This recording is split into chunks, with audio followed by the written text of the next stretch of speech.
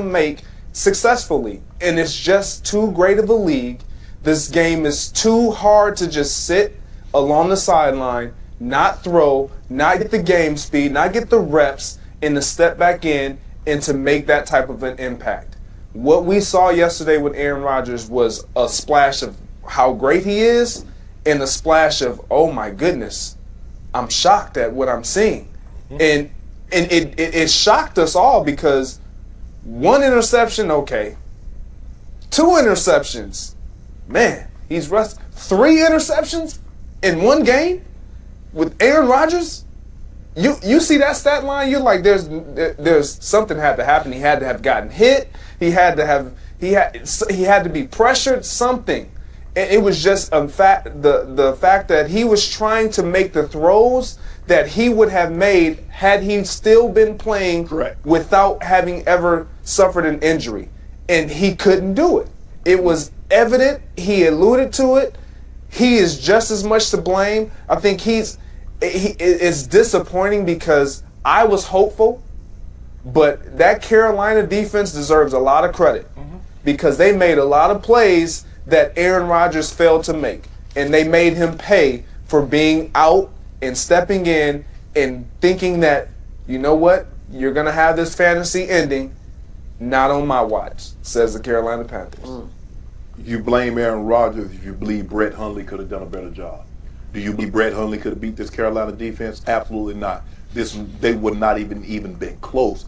And considering that Carolina possessed the ball for over 7 more minutes than what Green Bay had it, it just goes to show you. When you come back, when you play as great as Aaron Rodgers have, and you take that lull in the season, and everybody's like, well, look at Tom Brady. Tom Brady came after a 4-week layoff against Cleveland. This dude came back against one of the top defenses in the NFL. Luke Kuechly is a defensive player of the year candidate. He'd already won one. Julius Peppers. And Tom Brady was healthy. Yeah, and you know what they represent. So, and he made some throws. He showed you coming back just how special he is. To throw 3 interceptions, they only gave up 7 points off those interceptions, but the defense did give up 31 points. I don't know what Don Capers was thinking on that first drive. Did he not realize number 22, Christian McCaffrey, played for the Panthers? They're gonna give it to him, throw it to him, find different ways to give him the ball. Dom, okay. Wait, the same Christian McCaffrey who botched the onside that gave Geronimo the chance to. I just want to make sure we were talking about the same guy. Yeah, I mean, it happens. Right. It's not. Okay. Oh, ask Greg. Tell him about that onside. It's not as easy as make people make it. That is one of the hardest things to feel. You've been on the onside. Yeah, buddy. I've been there too. You're thinking about that hit that's coming. You're thinking about a lot of things. Somebody get that ball. Let me get blocked. Skip, he was rusty. He looked rusty. He looked like a guy that's coming off an injury that's missed 7 weeks of time playing NFL football. But moving forward, I'm going to be interested to see how he looks this week against an even better defense in Minnesota. Well, he may just shut it down this week. No, I don't know. That ain't Aaron Rodgers. I don't know. Well, it's over, man. That was it. You got your one shot.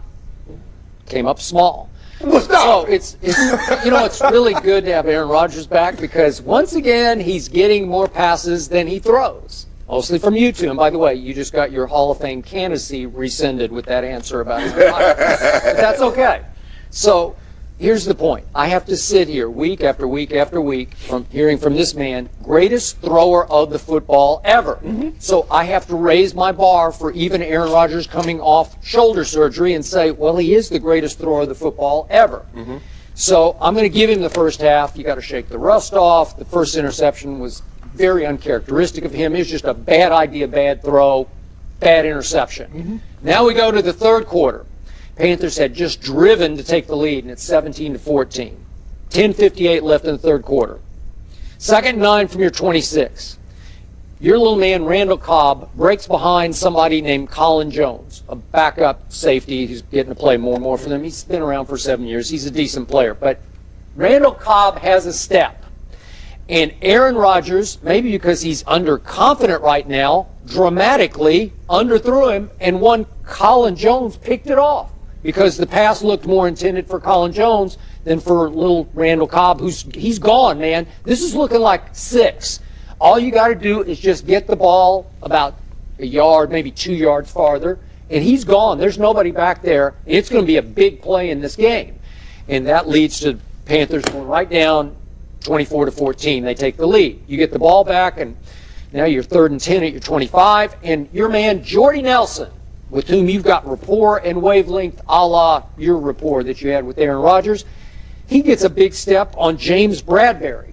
And Aaron, maybe underconfident, underthrew it again and threw it more to James Bradbury than to Jordy Nelson. Well, those are just two really shockingly poor throws by Aaron Rodgers that are game breakers. You're back in the game. You know, either one of those throws, and you got back in the game anyway. They're poor throws. They had nothing to do with his comment. No. The one thing I know about Aaron What Rodgers. did he say last week? I'm not here to save this team. I wanted him to say, we're going to run the table. Okay, well, let me ask you a question. What about those 2 picks Brady threw on Monday night? Was he on the I confident? thought we're talking about Aaron Rodgers. No, I'm just asking, was he on the He's confident? the greatest thrower of the ball well, ever. Tom Brady's just some guy in New England. He won was some 40-year-old. He won 5 Super Bowls, so he should never throw a pick. Oh, well, this was the big game. This is your push. Okay. Did the Patriots have to win that game on Monday night? No. Are they back in the driver's seat in the AFC? Yes. All I'm saying is that he missed some throws that he normally makes. But to say it was a confident-based interception, I'm just saying, I was shocked at what he said last week because he tried to undercut the expectations by saying, I'm not here to say when you have one of those guys, we already know what the expectation is. It's Super Bowl.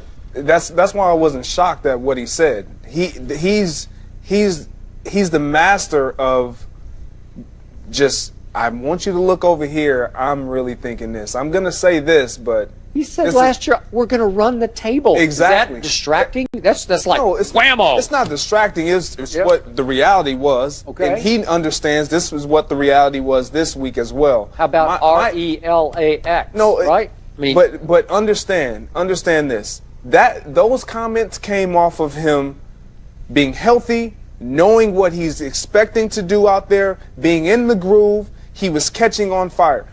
These comments were one of, look, I know I'm superhuman most of the time, but the fact that I'm coming back and putting myself in a position where I can help my team, that's one thing. And he's not going to say that, but I'm going to say it because I was told as a player, and Shannon, I guarantee you were too, 80% of what you got is better than 100% of most guys. Correct. So we need that on the field. So when you ask a player to do that, when you ask a player to put himself in harm's way when he's already not 100%, I can't sit here and say, you're to blame. Come on, man, you got to be better. Does he have to be better? Absolutely. He said that. I don't need to say it anymore. Well, are we saying he wasn't 100%? Because he said he was full scale, go healthy. There is no way. There is no way. When you have an ACL injury and you come back after a year of rehab, and guys it takes time to get back to that level of play. You have to get that muscle memory back, that motion going. There is no way he stepped foot on that field and was like, I'm 100%. I'm ready. I'm a 100. No. So now he's not Aaron bleeping Rodgers, or no, he still is. Oh. He still is. My point is, hey, I'm not going to add, like I said, take a mallet and just bash him on top of his head when he already understands what he did not do yesterday. Well, it's amazing because he came back in one game and has half the touchdowns that Dak Prescott had in 6 games. Oh. Dak has only thrown 5 touchdowns in 6 games. Aaron came back and got 3 in 1. But he's the greatest thrower of the football ever. But you right? ever. You told me he's transcendental. You told me Did Dak anybody ever Prescott was compare? Brady-esque. Well, he had every time they've gone head to head, he's had the better QBR. Who had the Dak Prescott? Well, he had. Who had the better win-loss total?